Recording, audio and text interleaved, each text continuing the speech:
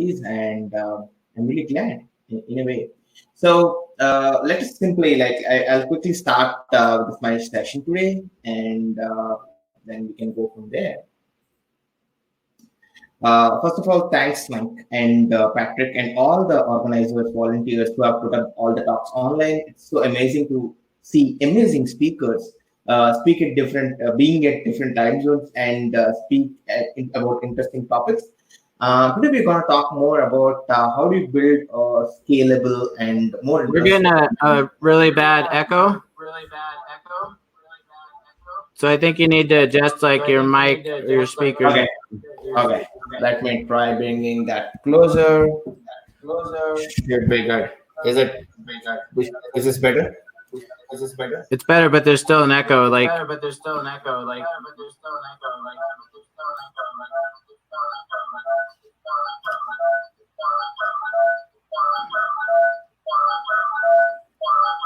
You need to turn off your speaker volume so you don't hear yourself.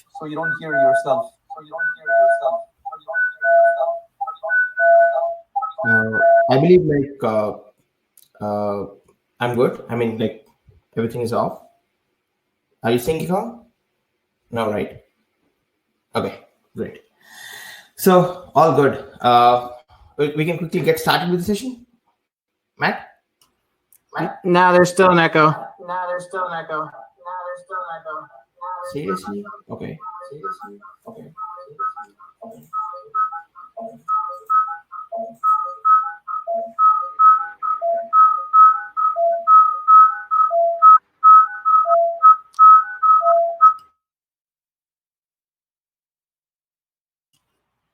Well, it's gone, but you're also muted. It's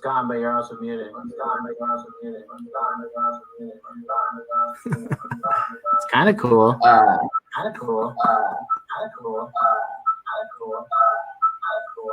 So I just did the test, and I think all went well. Can you disable your speakers, maybe? Is it better now? No, still echoing.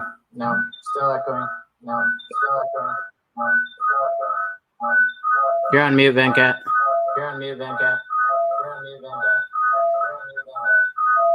I think Venkat's suggesting you put in some earbuds or headphones or something. And put your speaker to that.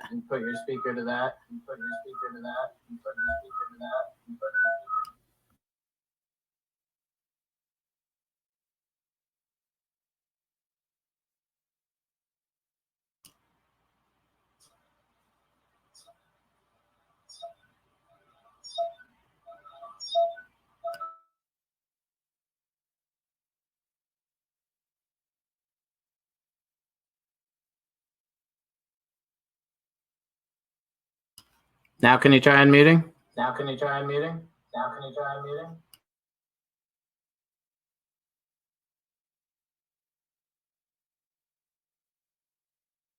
I'm still trying to connect.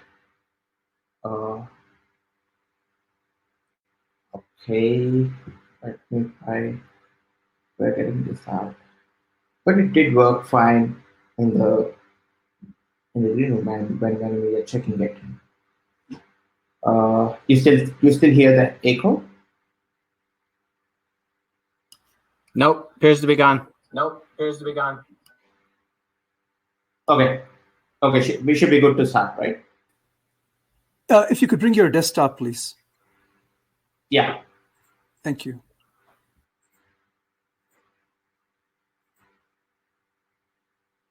Okay, I'm getting started.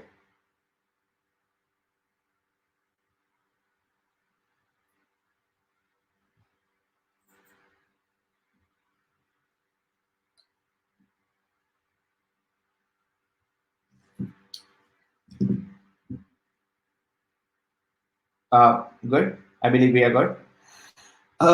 Okay, that's crazy. Wait. Nope, it's still there. I'm really surprised. Let me still try.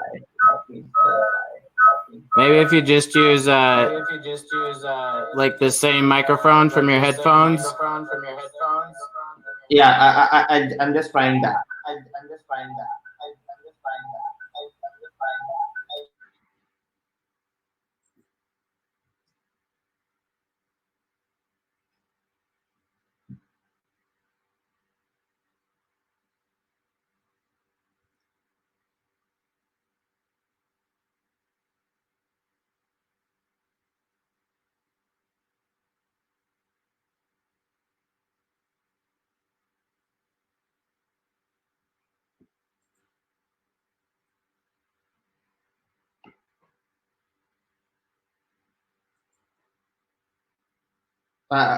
Is this fine now? Is this fine? I mean, you're able to see my screen and like, is the echo still there? Or You're still echoing. I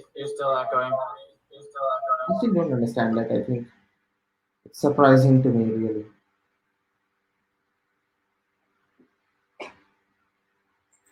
I really find it surprising. Uh, what did I change? I didn't change anything. Uh, audio. Can you turn off the speaker?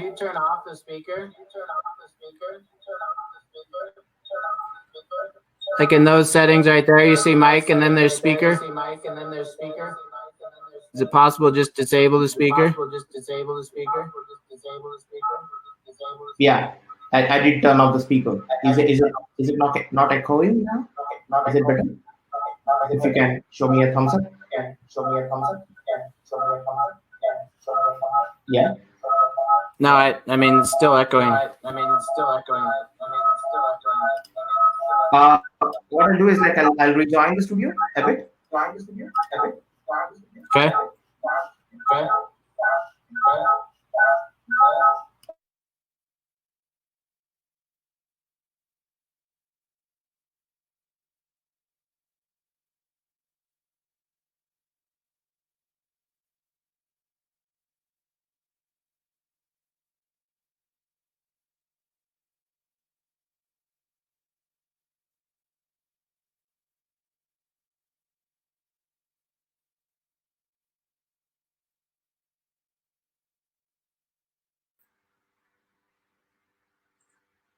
Is it good?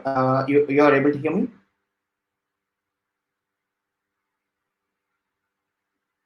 Great. No echo? Okay, good. Oh, finally. So we'll get quickly started with the session. I don't know what's the echo because, but then if there is echo, please let me know. Matt and Megan. So that's great. I'll quickly get started with the session, and then like I can also take questions in the end. So basically, like when you are looking at doing search, there are various ways to look at doing search. When you're looking to put up point A and point B and trying to go to the nearest Starbucks or any place, you're literally searching you're literally searching on a host of data and like trying to connect get paired with the driver. So on Uber, whenever you try to do this, it's literally a search request. Similarly, when you're going to something like Yelp and then trying to search for your favorite dish and order it or like do a takeout or a delivery or something like that, then you're literally searching for your favorite food. So it's also like a search request which goes to a specific server and then like you can get search. So search plays a very primal and very important role in all of these and like helps you to get that experience of finding thing that you want in at that moment of time and doing a lot of these things. So not just for search, there are many other use cases that search plays a very common and very important role. Say when you're buying groceries, more importantly now when you're going to somewhere like Instacart, or when you're talking on WebEx and then to find out the operational issues on specific service. Or even when you are looking at a PDF document on something like Adobe. So there are many use cases, many things that search plays a common role. So Do you mean to be sharing your screen? I think maybe you should be. Okay. So maybe basically like you might have looked into Elasticsearch in the last 24 hours. So Elasticsearch is a very popular like open source search engine, wherein you can look at building a search cluster in any cloud platform or in any platform agnostic place, and then like get started and ingest the data, and you could get a search experience. So basically, the entire stack is called Elastic Stack, and then Elasticsearch is the heart and soul of the entire stack, where it is a distributed NoSQL search-based, REST-based search engine. It can also be used like a data store. But then you also have Kibana, which is like your window into Elasticsearch, and through which you will be able to like kind of get data and like look at the data and visualize the data and look at a lot of these graphs, etc. Beats and Logstash are the ingestion modules through which you would be able to push data into Elasticsearch, and then and then it does a host of other things. Now, today we are not going to look more into the observability part of it. We are more going to look about the search part of it, like how do you search things, how do you build a search experience, and what are the various ways that you can easily get started. So, like I said, we do three specific things like search, observability, and security, which is also called as protect. So three different areas, but search plays a very common, constant, and foundational role. Yeah, three different solutions, all powered by single stack. I spoke about this as well, like wherein you can deploy, run, and do things. We also have a Kubernetes operator through which you will be able to run Kubernetes. Run Elasticsearch on Kubernetes and do a lot of automatic upgrades and several other management stuff that is related to the Elasticsearch open source software. Now, I'm sorry, I think you have a presentation, don't you? Yeah, I do have a presentation, and we don't see it. Okay. There it is. Great. Okay. So a lot of hiccups. I'm really sorry, and I think a lot of things getting started. So specifically, like I really shared about how do you get started with Elasticsearch and how the various ways to look at things. So Elastic has a specific search-related solution called Elastic Enterprise Search, through which you will be able to build search-related experiences within minutes. Now, I'll quickly get started about Elasticsearch before we go into look at why Elasticsearch is so popular, and also like what are the various use cases. Now, I said it's distributed, it's NoSQL data store, it's REST API enabled.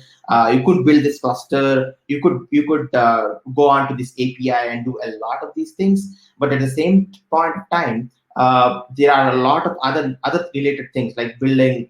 When you're building search, you want search to be faster. You want to get features like autocomplete, typo correction, preferably analytics on what's happening in the search. Looking at the logs of APIs, what people are querying for, and many other things that you really don't want to merge with, mostly ops. So specifically, when you're building search experience, you literally want to build a silver bullet experience, like wherein you want a silver bullet, you want something that is so easy to build and something that adds value. So that's what we're going to see today. So I'll quickly move on to the demo because anyway we lost good amount of time. So I just want to introduce AppSearch. AppSearch is another downloadable, free-to-use product that you could deploy it on any cloud platform and run it from anywhere. I have, in the interest of time, I have spin up already, a deployment in the cloud service. You could also get started by downloading it from elastic.co/downloads, say AppSearch, and then you could simply run it anywhere. But I have just deployed it in a cloud platform. So when I deployed this, I got a username and password, and I just want to log into this and show you the console so that we can ingest some data and build a search experience right here, live. So when you get started with the console, you will be shown an onboarding experience. You'll be shown an engine. You'll be asked to build a search engine. Say today that I have a movies data set, so I'll just quickly build say movies, and you could also choose the language of your choice, say English, but I'll keep it universal, and then I'll click continue. So you would get started with the search engine.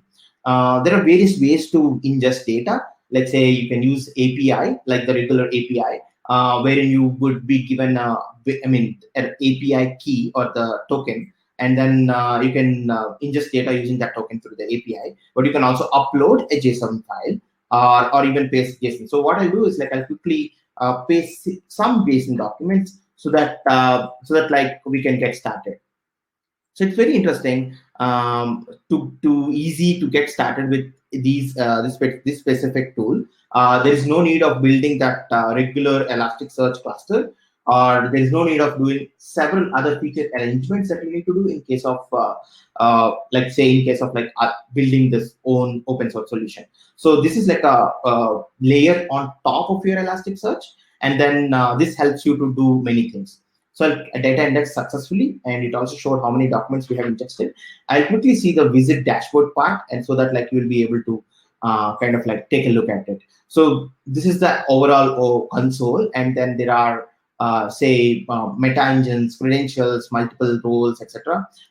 So what I'll do is like I'll quickly go to the movies part, and then the engine that we just created, and the documents that we ingested, and we also see that there are 2 queries, and total operations logs, etc. So you also be presented with a host of options like say query tester, reference UI, documents. So documents is nothing but a list of documents that you have ingested. If you want to index more documents, you can go and do that. Then you also have something like query tester. Suppose if you have ingested some specific movie, and like say like some data that you want to query up and test how the query ranks up, you want to see the query details, you could simply go and open up the year of release and see how the rest body is going on, what is the result that is coming in, and like wait the grades or the score of this, do the relevance tuning part as well, like change that. Now that's very interesting to me as well, like because majority of the time before I configure a search engine, I want to see how the results are when I type something. Now that brings us to an interesting point of search part, wherein you can also configure synonyms, like a synonym file, like we do it in the same Elasticsearch, and create synonyms to the search part that you want. Say, if you have a specific name that you want to try out, and then let's say, or say if you want to say India Rocky Mountain, which is like very, very weird, but still, I'll just try to say this synonym and see whenever I type for Rocky Mountain, I should be getting the results that we have seen for India. So I'll just simply say Rocky Mountain. So I'll still be able to like see the same result set, the same sort of like, the movies that we have seen previously. So it takes a bit of time to calculate all the synonyms to everywhere, but it does get all the details. So you could also see the details of the movie and a lot of these information details. So more important things here, like the document schema and a lot of these informational details, like say a specific field has a specific type. Say that it's not a text, and if you want to change it to a number, you could simply click on change the type and click on the update part, and like it will automatically reindex or automatically change the type of that particular data point or the field actually. So talking about search again, like you also have a lot of other details that comes in when you're trying to search on a search engine. Say more importantly, relevance tuning. How relevant it should be when you're trying to search on a data, but you want to give more priority, or you want to give more importance to a specific sort of field. Say in this case, the movie name. Say if I want to search for original title, the title of the movie, and I should say that, okay, whether this field should be searchable, not searchable, because in some cases wherein you are building a HR system, or you are building a system where it does contain PII data, and you don't want users or the clients to search on the data set, you can disable the search from this field. But at the same point of time, you'll also be able to arrange the weight. You'll also be able to change the weight of this data. For example, let me go and look at the same thing, like Rocky Mountain, and you see a bunch of search results, right? And then like you could increase and decrease the weights of this particular title with respect to the anti-relevance, and it will optimize and change it accordingly. You could also add things like boost to a specific value so that it gets bubbled up in your entire search results. Now this is a sort of like a relevance tuning that you can save, and you can preserve it so that like you can retain it throughout the search, and then through which you'll be able to like do more interesting or present interesting data in the right format to the users. So at the same time, like I'll also like sorry, I'm going really fast, but I think like I'll show some more features, and then like we can come to a conclusion, and I could also take questions. So at the same point, like you also have curation queries.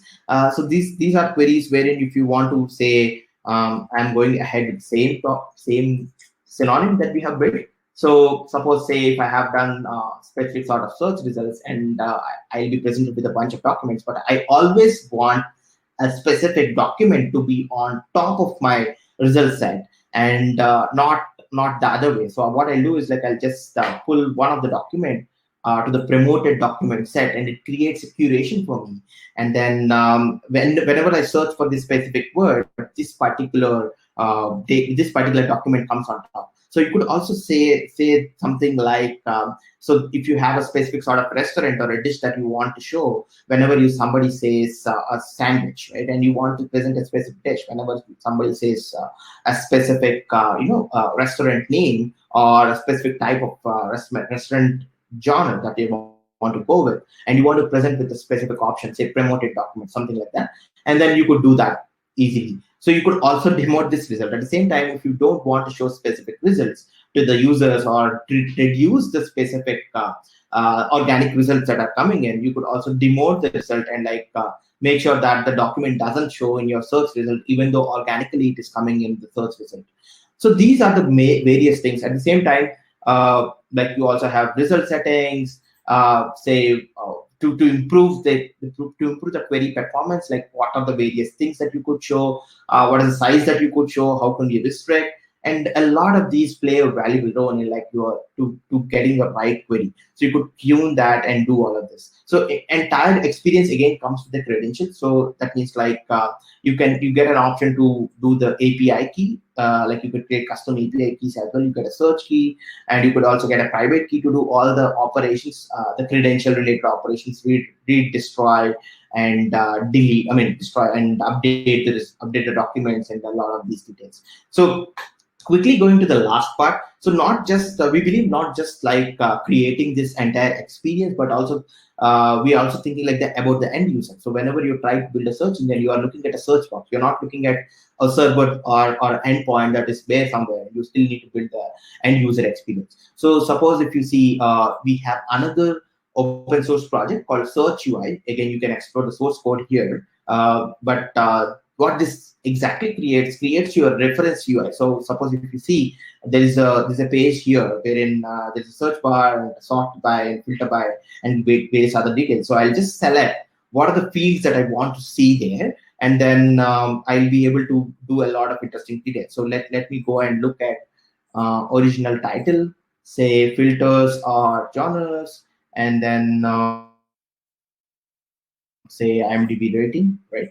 And then sort fields are say like wins nominations, and then URL field is the poster path that I want to go and look at. The data is from Wikipedia, so I'll be redirected to a poster. So when I click on generate preview, it generates a app from a React app. So basically, which you can download and get started. This is from again create new React app UI app. So which is the open source app to get started. It's a kind of a Hello World, but changed to adapt the reference UI part. So this entire search bar with all this experience it has come in, and you just need to apply your own CSS or your own branding that you want. So if I type say the same Rocky Mountain, right, and search for the results, and it changes things.